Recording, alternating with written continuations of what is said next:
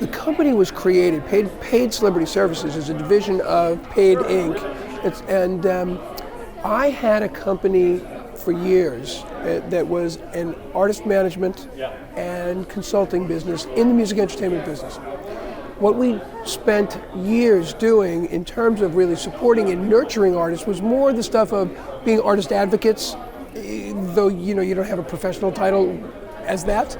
And one of my clients was Aerosmith. Aerosmith has a substantial, tens of thousands, in fact, hundreds of thousands of dedicated fans who belong to their fan community. They register, they have membership cards, they buy t-shirts online, they go to shows and sit in great seats, they do all of these things.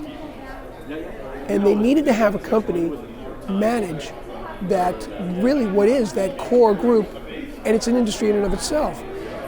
The band asked me to find a group of people for them to do that, and after a long time, a lot of research, a lot of companies, found a group that was here in Boston that did similar kinds of things for celebrity athletes.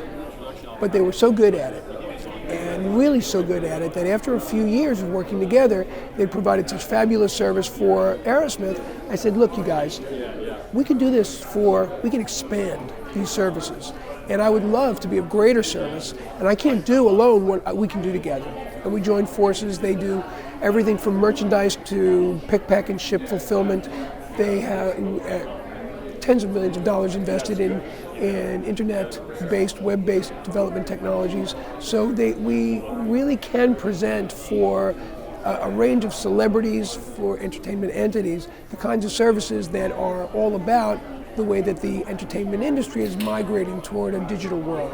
The things that I've drawn upon as a matter of characteristics, experiences, resources to really support my entrepreneurial endeavors has often been one of just a real desire and a sense of wanting to have the freedom to pretty much be an adventurer in the world of business.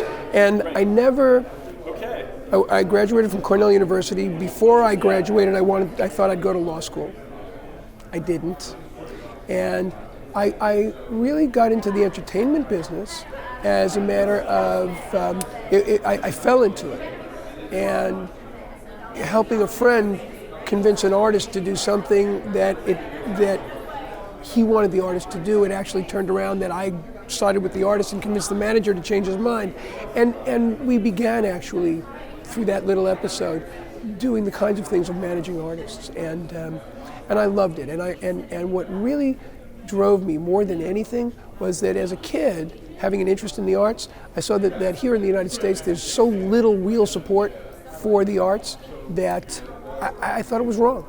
And I was just a knucklehead kid, but I actually did have a connection to that spirit, that there could and should be more support for the arts, and that the arts, there are people who, when they are successful in the arts, are very well rewarded financially. And I thought it would be wonderful if they could become patrons of those artists who, in their artistic endeavors, are not as well compensated when they find some levels of success, and whose work justifies getting support regardless of their exposure.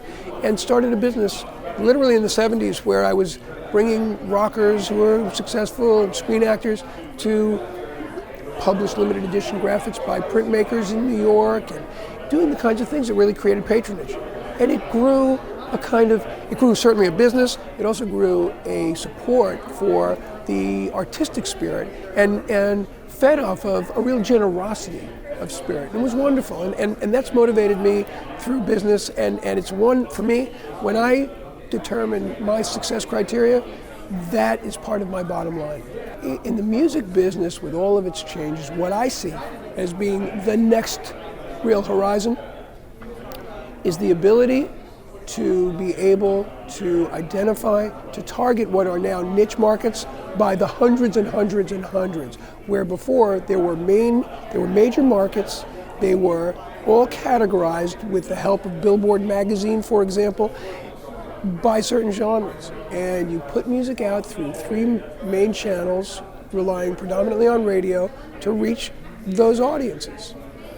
Today, the audiences are, again, there are not 3 big pipes, but perhaps 1,000 little pipes to reach small groups of what is a bigger audience than ever before.